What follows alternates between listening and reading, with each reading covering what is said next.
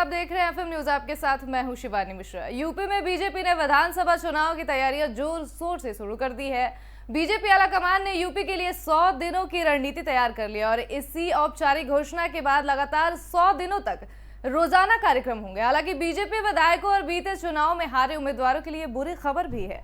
कई सीटिंग विधायकों समेत बीते चुनाव में बीजेपी के उम्मीदवार रहे करीब 150 लोग इस बार टिकट कटना तय माना जा रहा है। बीजेपी सूत्रों के मुताबिक खराब छवि वाले जनप्रतिनिधि और वो लोग जिनसे उनके इलाके की जनता नाराज है, उनका टिकट कटना तय है। बीजेपी ने टिकट वितरण फॉर्मूला भी सेट कर लिया है और प्रत्याशियों के चयन के लिए सीएम योगी, अध्यक्ष जेपी नड्डा और गृह मंत्री अमित शाह के लिए स्तर के फैसले किए जा रहे हैं। और सीएम योगी और स्वतंत्र देव सिंह को पिछले चुनाव में हारी हुई 84 सीटों की कमान सौंपी गई है।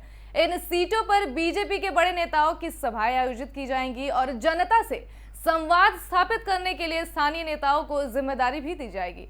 इस खबर पर तमाम जानकारी के साथ हमारे साथ फोन लाइन पर जुड़े हैं हमारे संवाददाता अमान। अमान, मेरी आवाज जा रही है अब तक?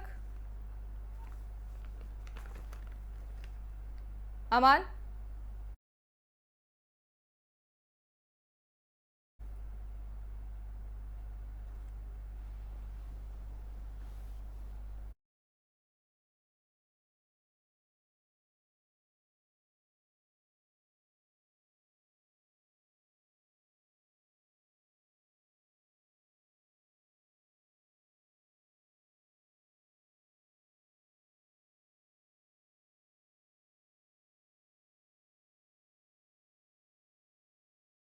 से संपर्क करने की कोशिश करेंगे। तो जैसा कि स्वतंत्र देव सिंह पिछले चुनाव में हारी हुई 48 सीटों की कमान सौंप दी गई है उन्हें, और इन सीटों पर बीजेपी के बड़े नेताओं की सभाएं भी आयोजित हो रही हैं और जनता से संवाद स्थापित करने के लिए स्थानीय नेताओं को जिम्मेदारी भी दी जाएगी।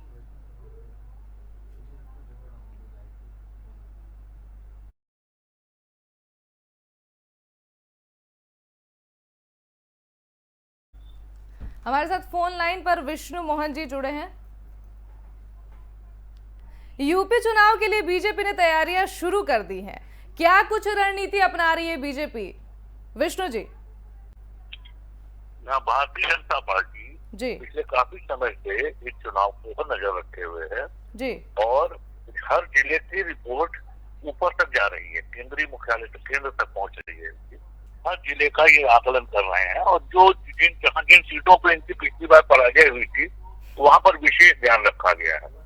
तो उसको लेके स्थानीय नेताओं से लेके और जो कैडर के अलग कार्यकर्ता उनको अलग निर्देश दिए गए। बैठकों का जोर जारी चल रहा है ना? जी और इस बार कई सीटों पे नए चेहरे आ सकते हैं। जी विष्णु जी, देखते हुए विष्णु जी, कौन से बड़े चेहरे इस बार चुनावी मैदान में देखने को मिल सकते हैं? नहीं, अभी तो ये कहना मुश्किल है, ये बहुत पहले हो जाएगा कि कौन से चेहरे आ जाएंगे, लेकिन पैनल डिसाइड हो रहे हैं और जो दौरे चल रहे हैं और जो केंद्रीय नेता आ रहे हैं और यहाँ पे जो मीटिंगों का दौर जारी है, उसके बाद ये अभी फाइनल स्टेज लेगा जाके चुनाव से कुछ समय पहले ही। जी, जैसा कि 2017 में जो 84 सीटों पर बीजेपी हारी थी, उन सीटों पर बताया जा रहा है कि कुछ रणनीति तैयार की जा रही है। विष्णु जी। हाँ, बिल्कुल सही है, वहाँ रणनीति तैयार की जा रही है। वो वहाँ ये देख लिया गया है कि वोटों का क्या समीकरण रहा या क्षेत्रीय सामाजिक कौन से मुद्दे रहे जिनके आधार पर इनके भारतीय जनता पार्टी के प्रत्याशियों को पराजय देखनी पड़ी। तो उन सभी मुद्दों का आकलन करते हुए तैयारी चल रही है। जी जी, जैसा कि विष्णु जी, बीजेपी को इस बार विपक्ष किस तरह से चुनौती देने जा रही है, क्या कुछ तैयारियां हैं चुनाव को लेकर बीजेपी के लिए? हाँ, विपक्ष जो है वो विकास के मुद्दे पे और जो भारतीय जनता पार्टी ने अलग चुनावी वादे किए थे उन मुद्दों को लेकर और जो सामाजिक समीकरण है, जातिगत समीकरण ज्यादा जोर देते हुए भारतीय जनता पार्टी को घेरने की कोशिश कर रही है। जी, तमाम जानकारी के लिए बहुत बहुत शुक्रिया विष्णु जी। अब अमान, आपसे मेरा सवाल होगा कि कौन से बड़े चेहरे इस बार चुनावी मैदान में देखने को मिल सकते हैं?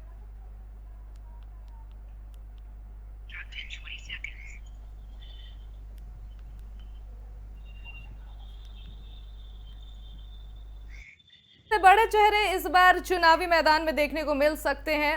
अमान जी, मेरा आपसे ये सवाल। हेलो हेलो जी, मैं आपको बता दूं, जी जैसे बड़े चेहरों की बात की जाए जी तो जी बड़े चेहरे जैसे राष्ट्रीय अध्यक्ष जेपी नड्डा जी हैं पार्टी के, तो वो हो सकते हैं। और बाकी केंद्र मंत्री धर्मेंद्र प्रधान जी, जिनको चुनाव प्रभारी बनाया गया है, वो होंगे। बाकी अन्य कई बड़े चेहरे बीजेपी में चुनाव में देखने को मिल सकते हैं। योगी ने चुनावी तैयारियां शुरू कर दी है, लेकिन विपक्ष निष्क्रिय है। तो ऐसे में इस विपक्ष की इस निष्क्रियता का क्या कुछ फायदा हो सकता है बीजेपी को? जैसा कि विपक्ष को देखते हुए इस टाइम पे चुनावी तैयारियां जो शुरू की हैं बीजेपी ने, जो उनके 22 सीटें जो जिन पे वो हारे थे, तो उस पर बीजेपी लगातार अपनी मेहनत कर रही है। अपने कार्यकर्ताओं और जो जिन पे चुनाव की जिम्मेदारियां दी गई हैं, उन लोगों को भी बीजेपी ने इस समय उत्तर प्रदेश में चुनाव में उतारा है। जी, इस बार कितनी सीटें बीजेपी जीत सकती है, क्या कुछ उम्मीद है? चुनाव तो इस टाइम पे बड़ा जोरदार है। जैसे उधर समाजवादी की भी अपनी तैयारियां चालू हैं और उधर बीजेपी की भी तैयारियां चालू हैं। तो कहीं ना कहीं बीजेपी बहुमत सिद्ध करने में काफी मेहनत कर रही है। जी,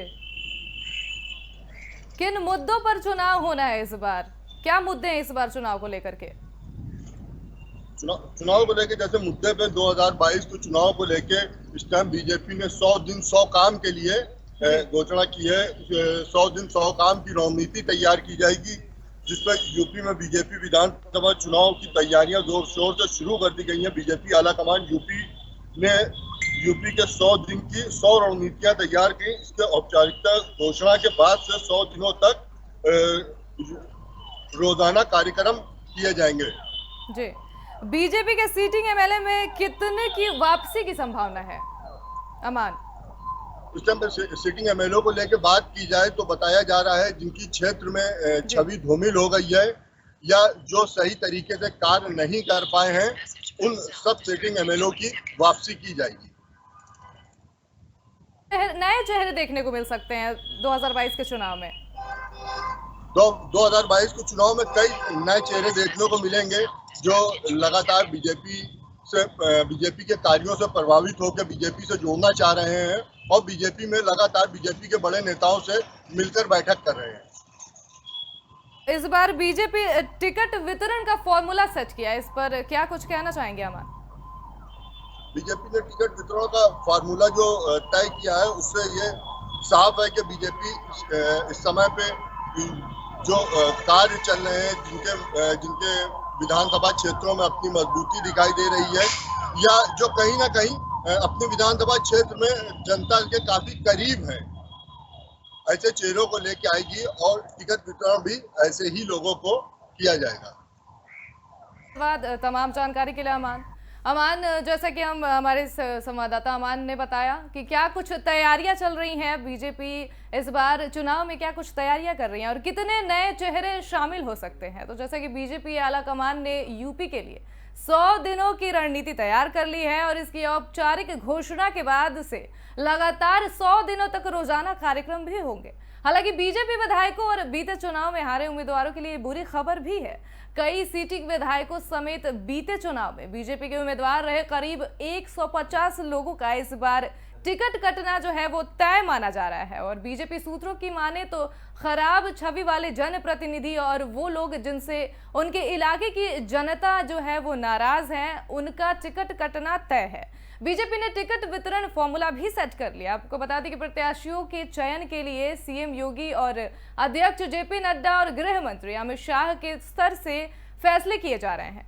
सीएम योगी और स्वतंत्र देव सिंह को पिछले चुनाव में हारी हुई 84 सीटों की कमान सौंप दी गई है। वहीं आपको बता दें कि इन सीटों पर बीजेपी के बड़े नेताओं और सभाएं आयोजित की जाएंगी और जनता से संवाद स्थापित करने के लिए स्थानीय नेताओं को जिम्मेदारी भी दी जाएगी।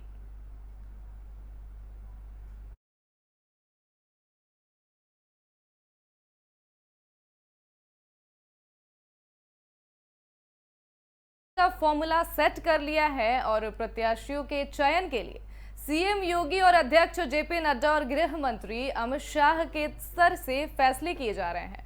वहीं बता दें कि सीएम योगी और स्वतंत्र देव सिंह को पिछले चुनाव में हारी हुई 84 सीटों की कमान सौंप दी गई है। इस खबर पर तमाम जानकारी के साथ हमारे साथ फोन लाइन पर दिलीप सिंह हमारे एग्जीक्यूटिव एडिटर हमारे साथ जुड़ रहे हैं और तमाम जानकारी देंगे। 2017 में जिन 84 सीटों पर बीजेपी हारी थी, उन सीटों पर बताया जा रहा है कुछ रणनीतियां तैयार की जा रही हैं। दिलीप जी। बिल्कुल शिवानी, बता दें कि 2017 के विधानसभा चुनाव में भारतीय जनता पार्टी प्रचंड बहुमत से विजयश्री हासिल की तो उत्तर प्रदेश में भारतीय जनता पार्टी की सरकार बनी थी और 19 मार्च 2017 को मुख्यमंत्री के रूप में योगी आदित्यनाथ ने शपथ लिया था। क्योंकि 2017 के प्रचंड बहुमत के बाद 2022 में कुछ महीने बचे हैं और जिसमें आम चुनाव होने हैं, पुनरावृत्ति हो कि दोबारा 2017 की जो स्थिति थी 2022 में वही स्थिति दोबारा हो, इसको लेकर के भारतीय जनता पार्टी ने पूरी रणनीति तैयार की है। और अब पिछले 6 महीने से लगातार सर्वे चल रहा था, सारे विधायकों को बुला करके वहाँ जायजा लिया गया है। इसके जो संगठन है, संगठन के लोगों ने जा करके वहाँ पे स्थानीय विधायकों के बारे में, कार्यप्रणाली के बारे में, उनके रहन सहन के बारे में, उनके व्यवहार के बारे में सर्वे किया और उस सर्वे में करीब ये निकला है कि करीब 150 ऐसे विधायक हैं जिनका व्यवहार जनता के प्रति नहीं रहा है, उन्होंने अपने क्षेत्र में बेहतर कार्य नहीं किया है, विधानसभा में उपस्थिति उनकी नहीं अच्छी रही है। करीब 150 ऐसे विधायक है जिनको चिन्हित किया गया है, जिनको टिकट इस बार काटा जा सकता है। और बात यह है कि उत्तर प्रदेश से क्योंकि मुख्यमंत्री योगी आदित्यनाथ के ही चेहरे पर 2022 का विधानसभा चुनाव लड़ा जाएगा, तो मुख्यमंत्री योगी आदित्यनाथ ने खुद इसकी बागडोर अपने हाथ में संभाल रखी है कि किसी प्रकार की कोई चूक न रह जाए। जहाँ पर हमने पिछली बार 2017 में जहाँ हमारे हार जीत की मार्जिन कम वोटों से रही है, जहाँ हमारे दूसरे नंबर पर रहे हैं, तीसरे नंबर पर रहे, तो एक खास बात यही संख्या आ रही है कि जो पिछली बार उन्होंने 5000 से अधिक वोटों से चुनाव हारे हुए थे, उनका टिकट इस बार हो सकता है कि नहीं दिया जाए। बहुत सारे ऐसे प्रत्याशी रहे जिसका हार जीत का मार्जिन का अंतर मुझसे 1000 से 1200 वोट रहा है, उनसे भी विचार किया जा रहा है तो 2022 के चुनाव में उनको टिकट दिया जाए कि न दिया जाए। और सबसे बड़ी बात यह है कि केंद्र में भी भारतीय जनता पार्टी की सरकार है और उत्तर प्रदेश में भी भारतीय जनता पार्टी की सरकार है। जो केंद्र उत्तर प्रदेश की सरकार की जो नीतियां रही हैं, जो विकास कार्य हुए हैं, उसको लेकर के सारे जो प्रतिनिधि हैं, जनप्रतिनिधि हैं, उनको और पार्टी के पदाधिकारी हैं और प्रभारी मंत्री हैं, उनको बाकायदा समझाया गया है, उनके लिए बाकायदा मीटिंग हुई है, ट्रेनिंग भी हुई है कि किस तरह उन्होंने जनता के पास जाना है और जो उपलब्धियां हैं सरकार की उनको बताना है। और विपक्ष जो लगातार सरकार को घेर रहा है, चाहे किसान बिल के मुद्दे के मामले हो, चाहे बेरोजगारी के मुद्दे के मामले हो, चाहे भ्रष्टाचार के मामले हो, उसमें जाकर के उनको पूरी शालीनता के साथ मतदाताओं के बीच में जाना है, कैंप करना है। यहाँ तक कि मुख्यमंत्री योगी आदित्यनाथ ने खुद कहा है कि हम उत्तर प्रदेश के 75 जिले में जाएंगे, वहाँ पे रात्रि विश्राम करेंगे और वहाँ के लोगों की नब्ज टटोलेंगे कि 2022 के चुनाव की क्या स्थिति है। दिलीप जी, यहाँ पे मैं आपसे एक और सवाल करना चाहूंगी। बिल्कुल जी, जैसा कि आपने बताया कि सीएम योगी ने चुनावी रणनीतियां बनाई हैं और तैयारियां भी शुरू कर दी है, तो ऐसे में बीजेपी इस बार विपक्ष कैसे उन्हें चुनौती देगी बीजेपी को? बिल्कुल शिवानी, बताते हैं कि भारतीय जनता पार्टी क्योंकि केंद्र में भी सरकार है, उत्तर प्रदेश में भी सरकार है, तो तमाम इसके विकास कार्य रहे हैं जिसको प्रधानमंत्री योगी आदित्यनाथ समय समय पर खुद उसको बात करते रहे हैं। अगर हम बनारस की बात कर लें, तमाम ऐसे एक्सप्रेस वे हैं, तमाम ऐसी सरकारी योजनाएं रही है केंद्र सरकार की, चाहे उज्ज्वला रही हो, प्रधानमंत्री आवास योजना रही हो, चाहे सौभाग्य योजना रही हो, आयुष्मान योजना रही हो, इन सबको और साथ में उत्तर प्रदेश की तमाम जो मुख्यमंत्री आवास योजना है, पुलिस सुरक्षा को लेकर के, भ्रष्टाचार के खिलाफ कार्रवाई हो, अपराधियों के खिलाफ कार्रवाई हो, तमाम ऐसे मुद्दे हैं जो सरकार ने बेहतर कार्य किए हैं। और जैसे पिछली सरकारों में ये होता था कि बिजली की समस्या एक आम समस्या रहती थी उत्तर प्रदेश में, लेकिन जैसे उत्तर प्रदेश के मुख्यमंत्री योगी आदित्यनाथ ने शपथ किया है तो उसके बाद से उत्तर प्रदेश में बिजली की समस्याएं खत्म हुई है एक तरह से। इन सब सारे जो विकास कार्य किए हैं केंद्र सरकार और राज्य सरकार ने, इन्हीं सब अपनी उपलब्धियों को लेकर के जनता के बीच में जाएंगे। जी दिलीप जी, मंत्री किए गए हैं वो जाएंगे और लोगों के बीच जाकर के उनको समझाएंगे, भाजपा के पक्ष में एक माहौल तैयार करेंगे कि 2017 की जो स्थिति रही उत्तर प्रदेश में 2022 में भी हम उसी तरह से उसी प्रचंड बहुमत से हम जीते और सरकार बनाए। जी जैसा कि आपने तमाम मुद्दे बताए, तो इस बार किन मुद्दों पर चुनाव होना है?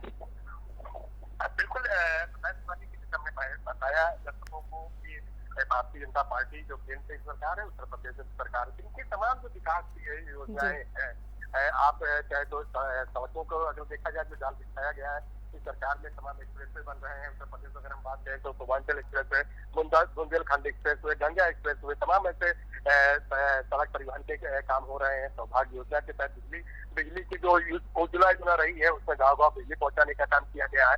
तो अपराधियों पे अगर नकेल कसने की बात की, तमाम ऐसे अपराधी हैं जो जेल में है, उनके ऊपर गैंगस्टर की कार्रवाई हुई, उनके मकान ध्वस्त किए गए, उनकी संपत्तियां जब्त की गई। तमाम ऐसी उपलब्धियां हैं जो सरकार के प्रभारी मंत्री और विधायक और जो उनके संगठन के लोग हैं जनता के बीच में जाएंगे और सरकार की उपलब्धियां गिना करके मतदाताओं के अपने पक्ष में करने का माहौल तैयार करेंगे। जी जी, तमाम जानकारी के लिए बहुत बहुत शुक्रिया दिलीप जी। तो जैसा कि विधानसभा चुनाव की तैयारियां शुरू हो गई हैं और बीजेपी आला कमान ने यूपी के लिए 100 दिनों की रणनीति भी तैयार कर ली है और इसकी औपचारिक घोषणा के बाद लगातार 100 दिनों तक ही रोजाना ये कार्यक्रम होने को है। हालांकि बीजेपी विधायकों और बीते चुनाव में हारे उम्मीदवारों के लिए बुरी खबर भी सामने आई है। कई सीटिंग विधायकों समेत बीते चुनाव में बीजेपी के उम्मीदवार रहे करीब 150 लोगों का इस बार टिकट कटना तय माना जा रहा है। बीजेपी सूत्रों की माने तो खराब छवि वाले जनप्रतिनिधि और वो लोग जिनसे उनके इलाके की जनता नाराज है, उनका टिकट कटना इस बार तय है। बीजेपी ने टिकट वितरण फॉर्मूला भी सेट कर लिया है और प्रत्याशियों के चयन के लिए सीएम योगी और अध्यक्ष जेपी नड्डा, साथ ही गृह मंत्री अमित शाह के स्तर से फैसले किए जा सकते हैं। सीएम योगी और स्वतंत्र देव सिंह को पिछले चुनाव में हारी हुई 84 सीटों की कमान सौंपी जा सकती है। इन सीटों पर बीजेपी के बड़े नेताओं की सभाएं आयोजित की जाएंगी और जनता से संवाद स्थापित करने के लिए स्थानीय नेताओं को जिम्मेदारी भी दी जाएगी। खबरों में फिलहाल के लिए इतना ही। तमाम अपडेट्स के लिए जुड़े रहिए हमारे साथ और देखते रहिए FM न्यूज़। नमस्कार।